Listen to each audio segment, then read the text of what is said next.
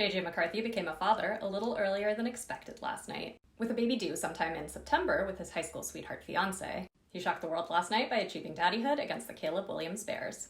He's now the first quarterback in NFL history to have 3 touchdowns in the fourth quarter of their debut game.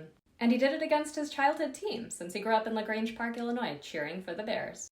From the ages of 2 to 7, he was built like a bowling ball, his dad says, and a maniac to boot, breaking mirrors and lamps all the time. In retrospect, this may have been because of his ADHD, which he is pretty open about and calls his superpower these days. It allows him to find focus in chaos, which might have been what happened after he threw a pick last night. JJ is short for Jonathan James, by the way, and at only 22 years old, he's the youngest starting quarterback in the league.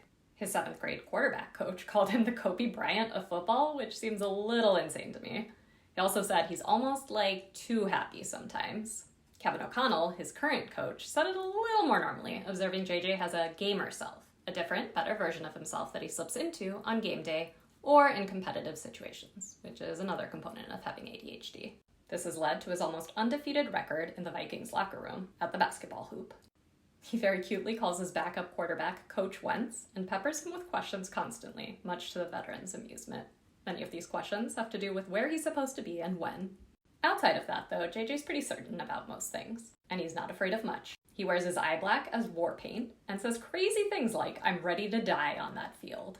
He also loves the contact part of sports, and it's the thing he misses most about hockey, which was his first love and what he would have pursued if it hadn't meant traveling to Canada.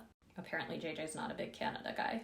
Despite his love of violence, he's also a Bob Marley-loving meditation fiend, centering himself before games, and swearing by a vibrating chair that he carries around with him everywhere. It helps to put him in a flow state, and he uses it pre-game and sometimes at halftime. He also loves self-help books and listening to motivational speakers instead of music when he's in the car.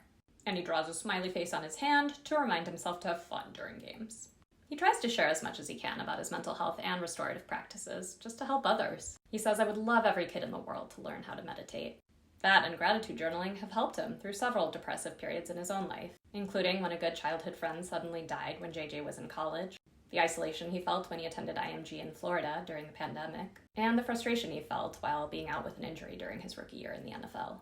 He's really big on giving back, embracing his parents' motto of purpose over fame. He donated his NIL money to children's hospitals and has a foundation that focuses on children's mental health.